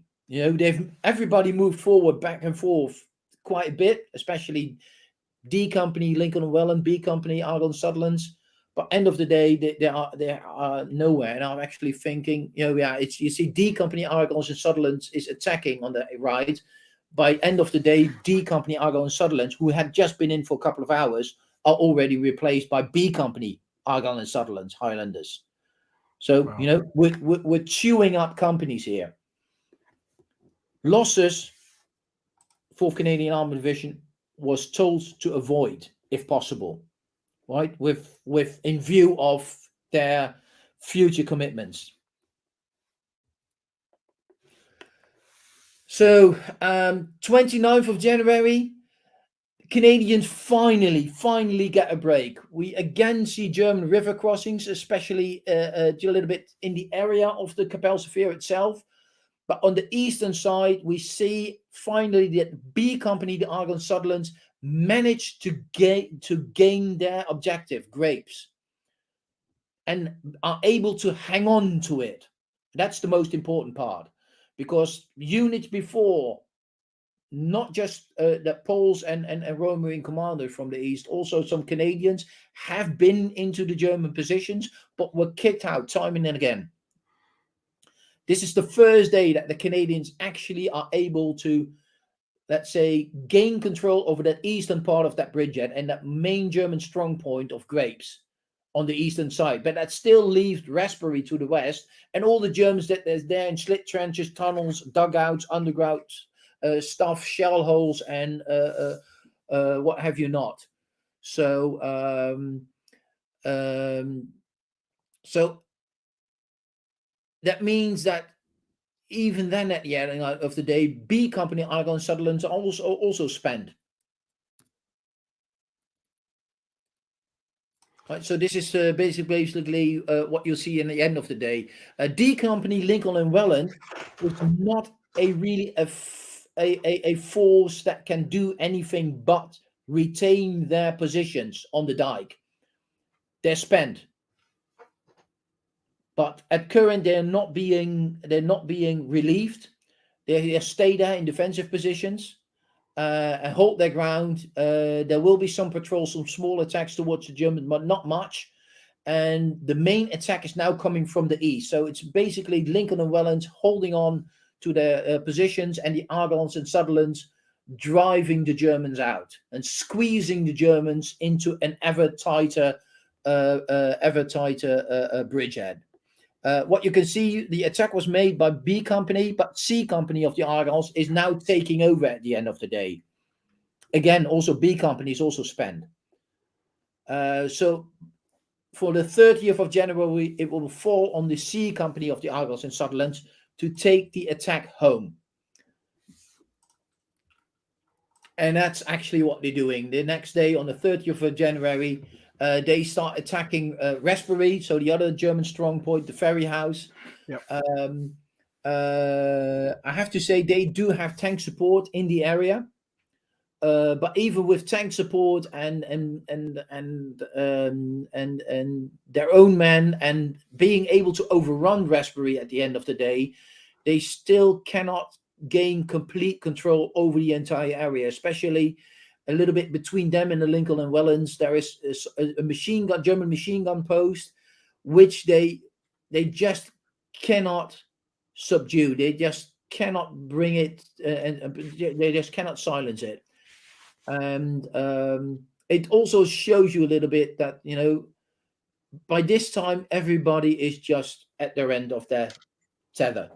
Everybody is just spent, and it's I can only imagine, Woody, that these guys must have been could we see like zombies on the battlefield? And it must be just quite gruesome, I guess. So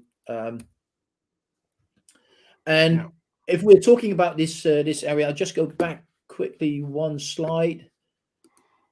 Okay, So if we're talking about this area that held out at the end of the day, with Raspberry being overrun here, right? This is the footage of that area. So we are looking here. This at the light pole here. This is where the ferry house used to be, and this is the part of the dike where the Germans were dug in. Again, the video is not performing as I would have liked to. Let's see if it will jump forward like this a little bit. Okay, so now it's panning eastwards. And here you can also see that, you know, this is about the height of the dike. This is where Germans are dug in, and they can use it as breastwork. They can use it as whatever they like.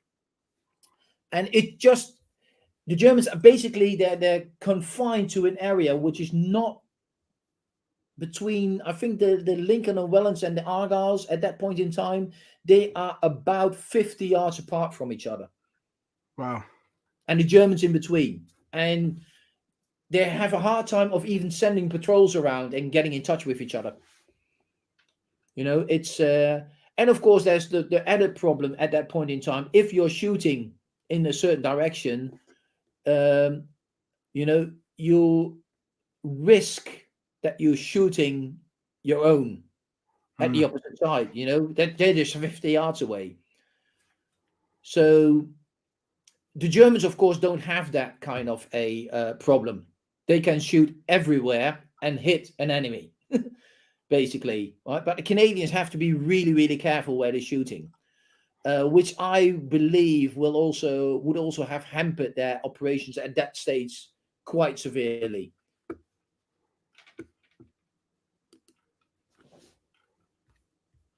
So 30th of January, end of day, and this is where I took that footage that we just saw. Yep. Just this circle. This is what the Germans still hang on to, and to the ferry side.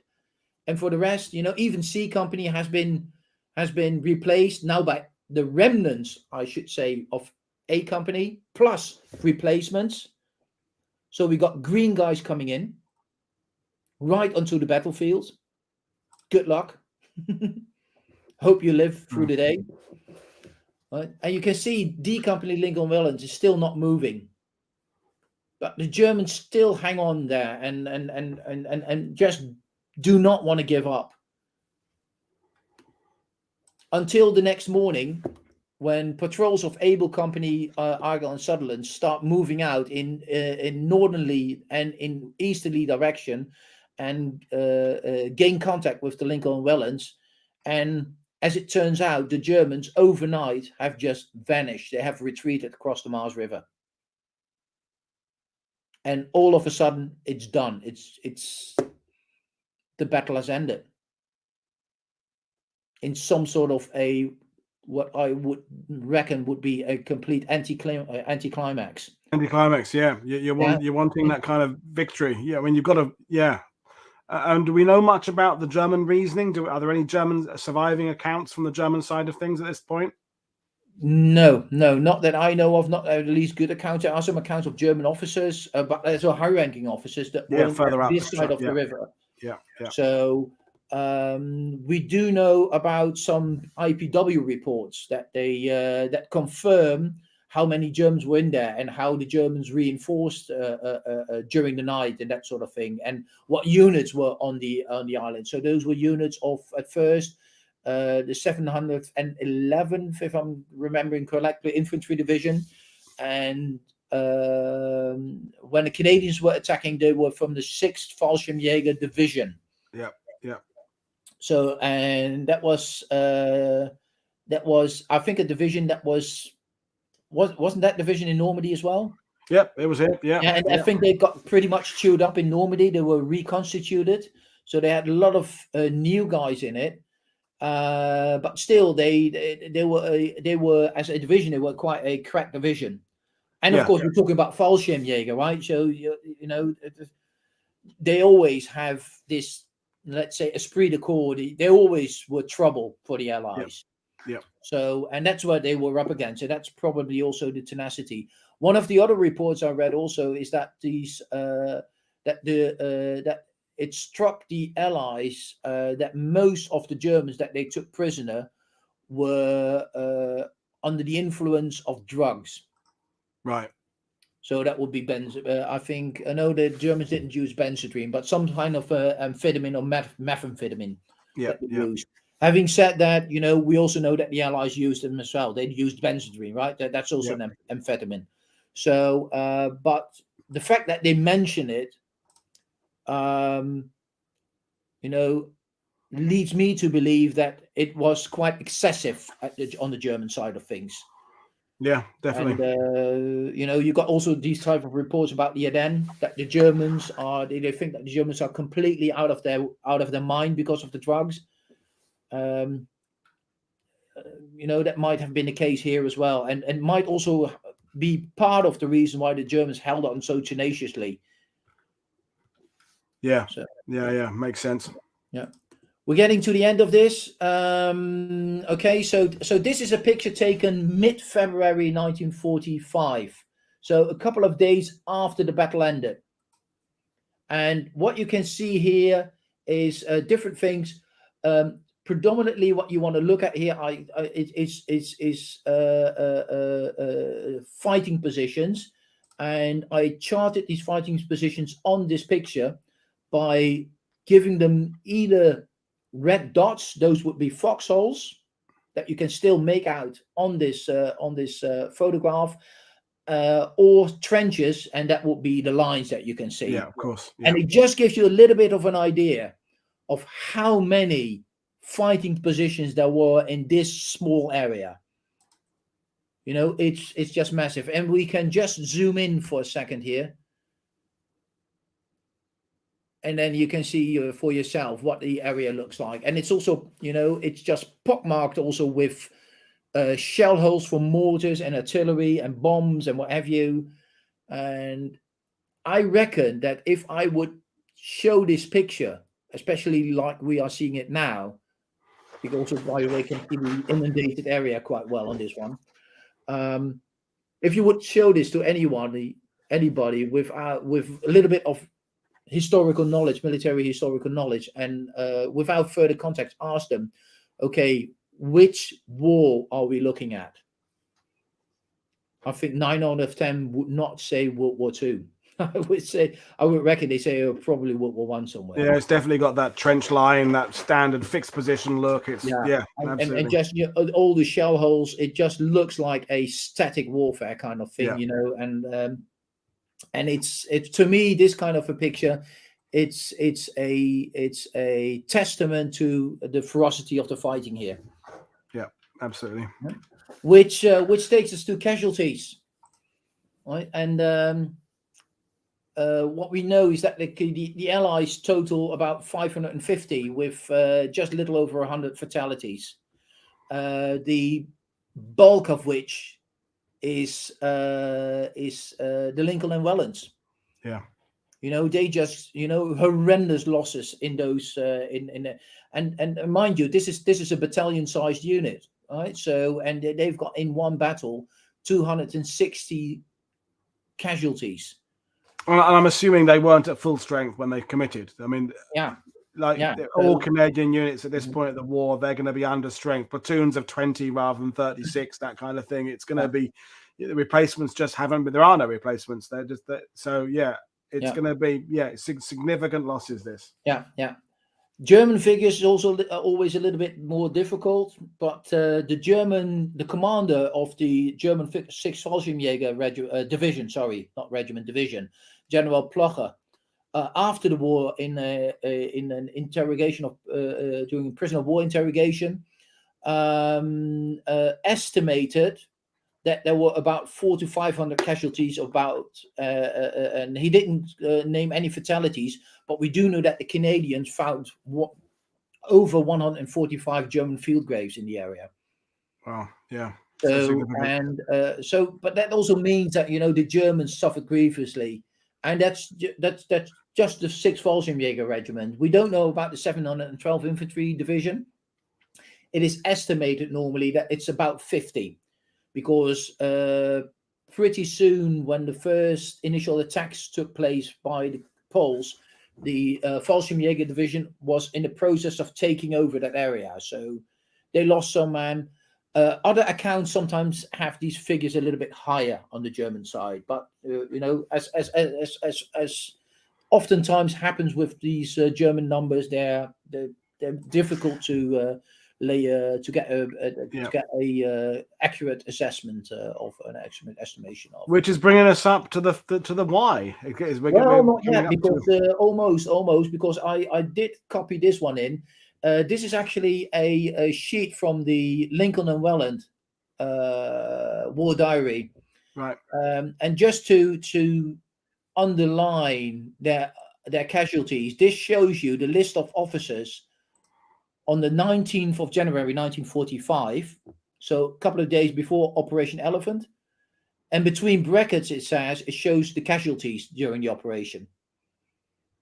And just look at A Company, B Company. It says D Company on the right there, but it should be C Company, and D Company is on the third row. But you can see of the attacking companies, A and D Company had no officers left. Wow. And the others had just 3 left each. But it just shows it's just a glimpse of how bad these attacks were.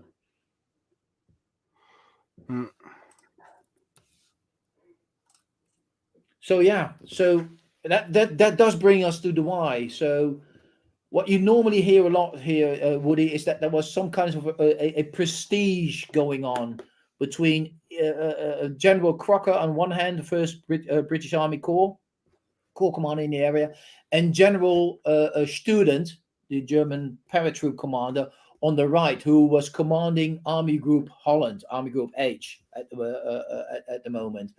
And that Student wanting to use the bridgehead for breaking in his inexperienced troops, and Crocker just didn't want to give up, and out of sometimes of a pure principle, wanted to get the Germans out, and for no other reasons than that. And maybe also his last big thing in the war, because actually one British First Corps wasn't attacking operationally anymore. Yeah. In these from the German point of view, if Student is a student of military tactics, which he obviously was, you know that it's coming to the end of the German occupation of Europe. That the war is going to be lost. Yeah. I suppose if you've managed to be part of one last successful thrust, one last successful bit where you're causing that damage to the Allies, there, it means maybe you're the one that's in people's thinking towards the end of the war. You're regarded as because we know now Hitler is having officers killed left, right, and center. Maybe it's that kind of, I want to make sure I'm still fully committed to this. I'm not going to give up. I'm going to make this stand, and I'm going to be remembered as being the guy who is still being aggressive and on the front foot. Maybe that's the German side. But the Allied side is harder to understand, I think. Yeah, but also the German side, because we can also argue, why spend so many lies in breaking in your troops, right? So you lose, 500 men. And those were losses that the Germans could ill afford. And that at some point the Allies will go onto the attack, and you need everybody to at that point, we're talking after the Ardennes offensive, right? You already suffered grievous losses. Yeah. So you need everybody to just hold off the Allies from coming any further. So if you want to break in troops, why not on a quiet sector on the front, on the northern part of the Maas, and let them patrol across the Maas River a couple of times and do a couple of raids? This is just going way beyond that. So it is, you can argue both ways, I guess, but he also Student after the war, there was never really a good reason given for that. So, but I always say we do have to consider that strategic context, right? We just came from the Ardennes offensive. During the Ardennes offensive, that bridgehead was of severe concern. They knew that the Germans were planning of using that for a support attack. just didn't know when and exactly where.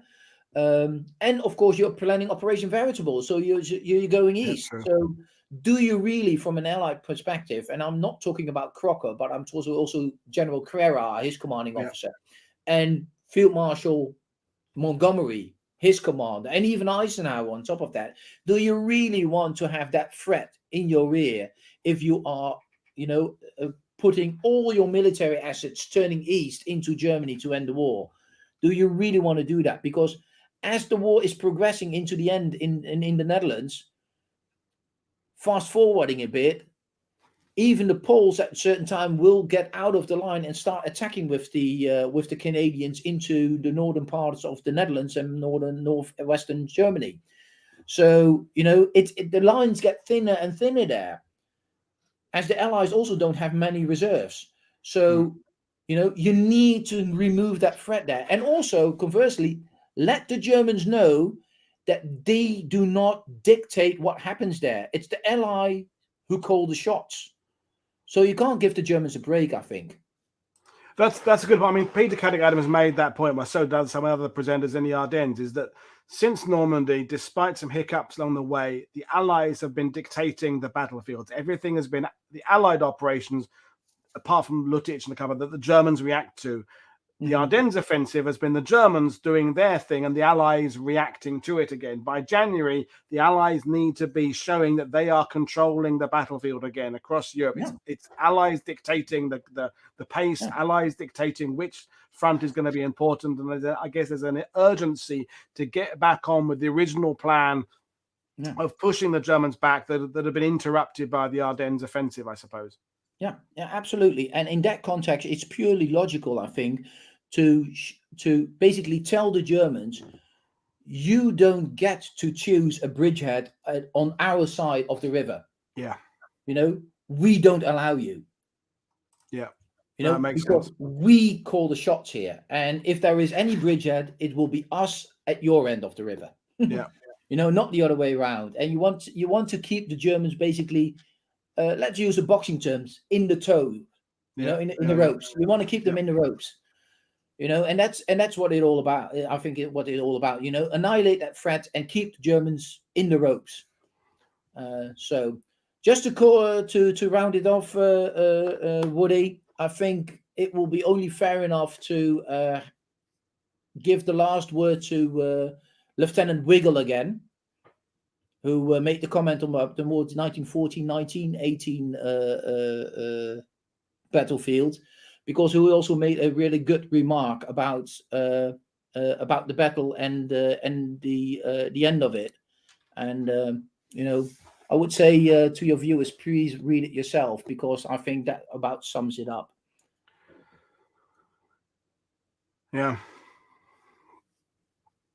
And as several people have said, Edwin, during the presentation, especially, I mean, the Canadians are watching, Norma and Brad and others, familiar with this to some extent. Americans and Brits and other nationalities less so. There's a Dutchman who was watching it saying, I'm Dutch and I didn't know about this battle. So if people are describing it as the toughest one they've ever been in, and these are people who've been in some pretty horrendous battles and would be in some more battles before the war comes to an end, it's definitely worth pointing out that this was a real trial.